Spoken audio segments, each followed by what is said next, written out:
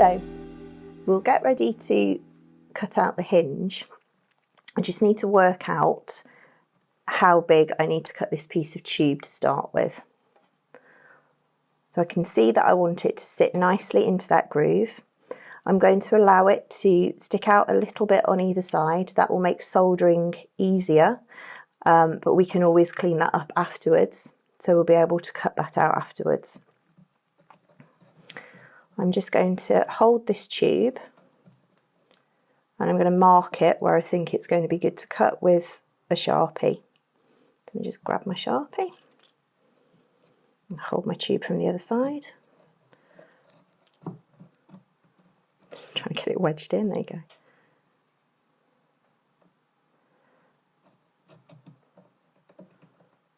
So we can see that we want it a little bit out this side, so I think we'll cut it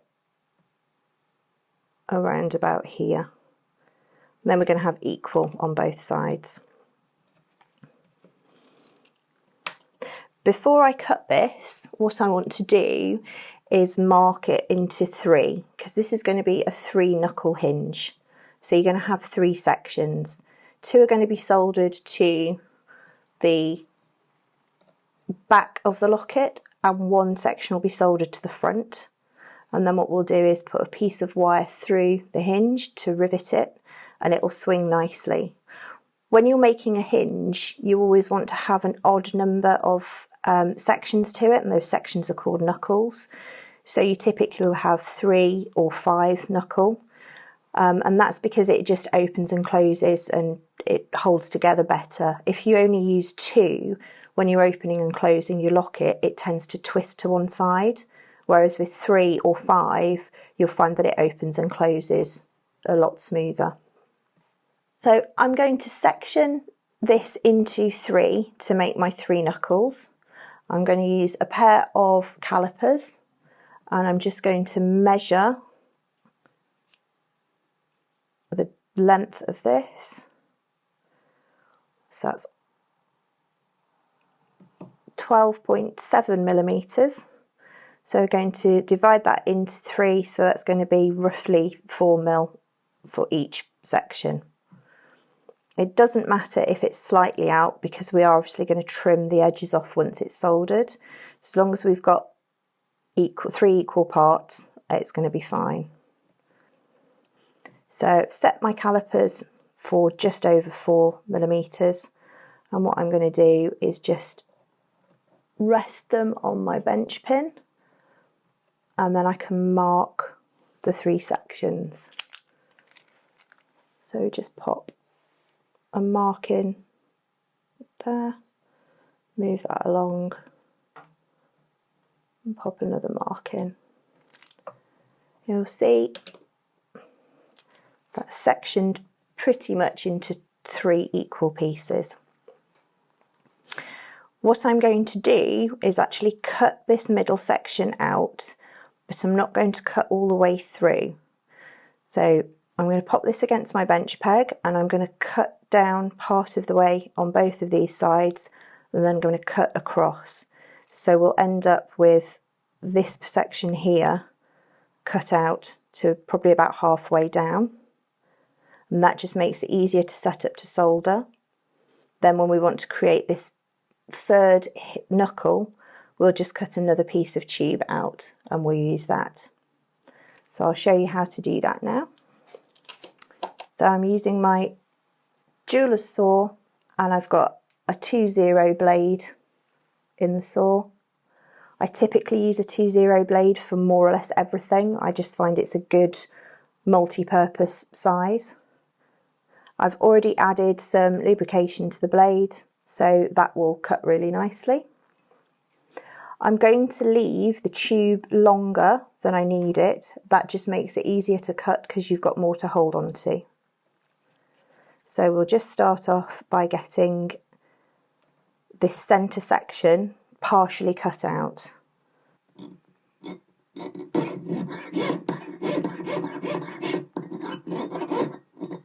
So you can cut this really gently. Remember, you don't want to go all the way through. So just keep an eye on it from the top and the side. That's okay. and then we'll do it again on this side to just pierce out that centre section that I've marked. Move it along slightly.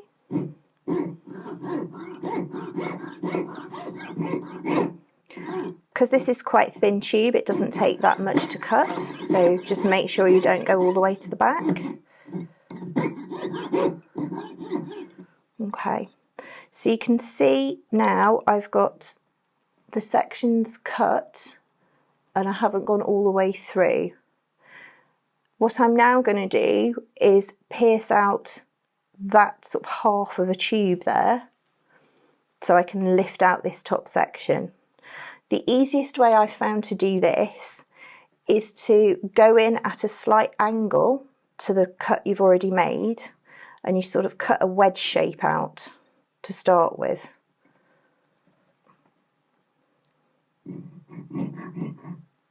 Sorry.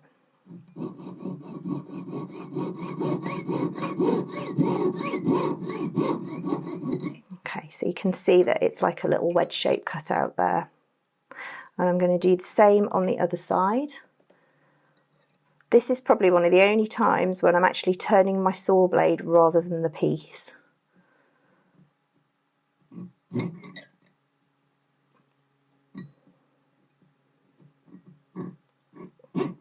Oops, let's get back to catch.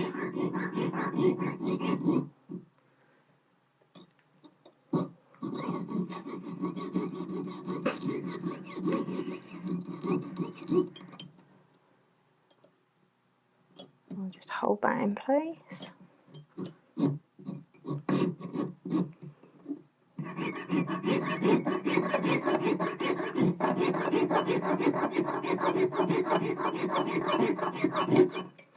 I would normally be supporting both sides of this piece, but in order for you to be able to see this on camera, I'm having to sort of just hold it on one side, which is why it looks like it's bouncing.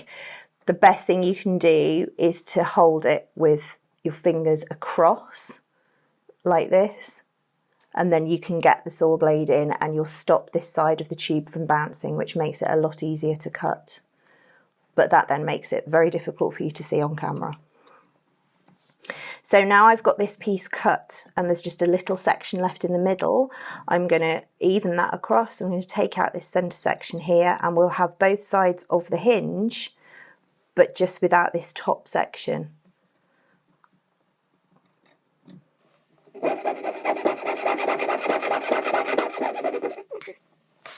So you can see now that we've got a half section of tube, so you can see the inside of the tube cut out.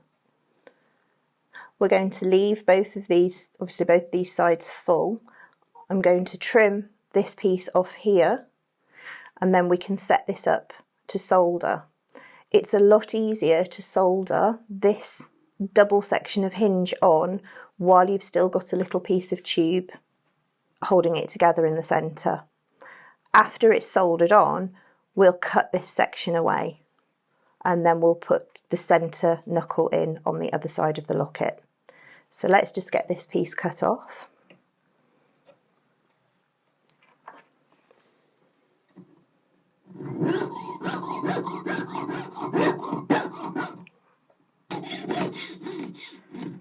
There we go. So there's the double section of the hinge ready to be set up to solder onto the locket.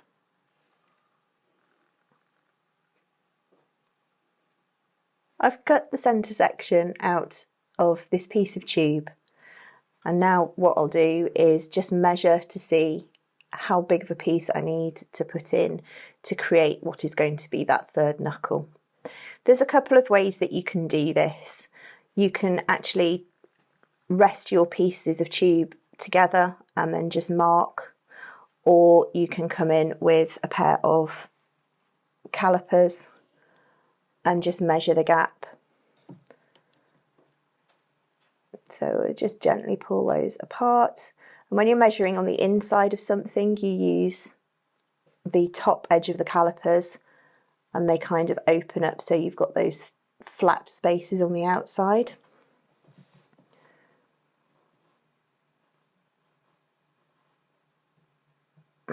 So we'll just come in there and we can just pull those apart and see that it's around about 4.5 millimeters. Obviously that's going to allow for a little bit of filing, just so that we can take any of the burrs off the edge of the metal after cutting. So I'll go ahead and I will mark onto my metal that 4.5 millimeters, and then I will cut it to make that centerpiece for the hinge. Once I've cut that, we'll set this all up to get the hinge soldered to the locket. Now I've got both sections of the hinge cut out, we're going to get this set up to solder onto the locket.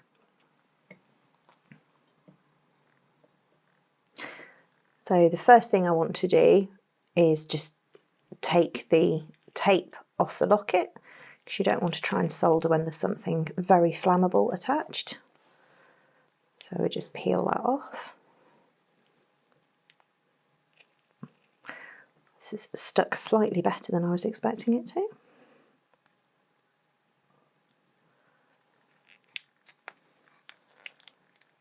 There we go. So we're taking the tape off the locket. So you can see that we've got the filed out section, which is where the hinge is going to sit. What I'm going to do is solder the double section to the back of the locket, and then I'll come in and solder the single section to the front of the locket. In between those two solder jobs, what we'll be doing is cutting the centre section out of the double hinge so that there's space for the single knuckle to be set into there. So when you look across the side of the locket, we'll just take that apart, there is a slight lip here, which is where we're going to be setting the hinge in. So what we want to do is make sure that the centre of the tube sits across the centre of the actual indent that we've made, that channel that we filed. If we set the hinge too far back this side, then when we solder the second section, they're not going to line up. And if we solder it too far across, again, they're not going to line up. So we need to get that soldered so it's about halfway across the centre. The other thing we're going to do when we set up to solder is make sure that the section that we cut out of that double piece is actually this way round, so that it almost forms like a little bridge, and there's going to be a gap there where it won't solder, and that's where that third knuckle will then tuck into. So the way that I set this up to solder is by using some binding wire. So this is steel or iron binding wire. You can get different thicknesses. I think this is about 0.8 mil. And I'm just going to thread this onto that section and thread it all the way through. And then I'm going to come in and crimp this across. What you want to do is pull this side around and then the other side around, but you need to be quite careful when you're doing it, because if you just try and pinch it together, what might happen is you start to bend this section of tube in the centre that you've cut out, because that's a lot thinner. So the best thing to do is to use a pair of pliers and just try and crimp that wire round. So you can actually just move it away from one side. Let's just use those pliers to just bend it back on itself and then put it across. So you want to have that cutout section facing away from where you're bending this wire out, and I'll show you why in a second. And then from that side, I'm just going to use my fingers to just start pulling this back around, being careful to support the tube. The reason that we want to bring it round and cross it is because that then catches the sides and stops this cutout section from rolling backwards. So we'll just bend that around a bit more. And when we let it go, you'll see that that cutout section will kind of just stay there and it'll stay facing away. The reason we want it like that is because we're going to use this to set up onto the side of the locket to solder, and we want to have it so that we've got almost that little bridge effect, so that we're going to have a piece that isn't soldered. What I'm going to do is maneuver this wire around and just make it into almost like a little foot, and that'll help to actually hold the tube up at the right height to solder onto the locket. So I'll just do that now, and then we can come back in and get that soldered. To help keep this in place, I'm going to use some pieces of copper to just wedge in. This solder block as well has got little indentations, which is really handy. Alternatively, you can use a charcoal block and just carve a little indentation in. But we'll set this up like we did when we were soldering the little retention rings in, using some copper, and that just keeps it wedged into place. It's just to hold it so it's not going to start rocking all over the place when you come into position the hinge, because this is the trickiest bit really of this piece. It's getting that hinge soldered in nicely. So we'll just make sure that that's in place. And that's not going to move around too much. And then I'm going to make sure that the hinge sits in the right place. What I'm going to need to do is just push the wire around a little. So use the wire to help you to make sure it's sitting nicely and you're happy with how it's going to be soldered. I'm just going to trim the end of this wire off. I'm using a set of end cutters that I only use for binding wire here. Because it's a steel wire, you don't want to use your nice cutters for this. You can see from the ends of those cutters how messed up they are, so you definitely don't want to be using your nice cutters for this. So just a cheap pair of end cutters will cut that binding wire really easily for you. It's quite soft. Okay, let's have a look and see if that's going to, whoops, that's not going to quite hold. So I just need to move that around a little. I'm just going to come in with my tweezers to get that in the right place. And also making sure that I'm turning so that I've only got the full sections touching the locket.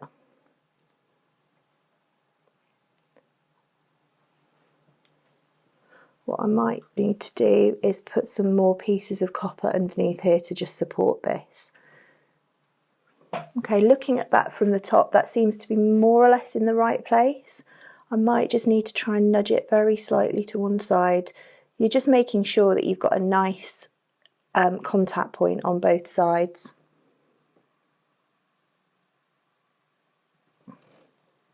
And I think that looks like it should be fine. I'm just going to look at it from the side here. So basically, more or less getting your head down onto the bench to just look across and just make sure that you've not got this piece too far up towards the back or too far up towards the centre. It looks like it's probably going to be about right. It might need to move a fraction upwards. And this is just to make sure, as I said, that when you add the hinge section to the front of the locket, that it will actually be in the right place for them to join together.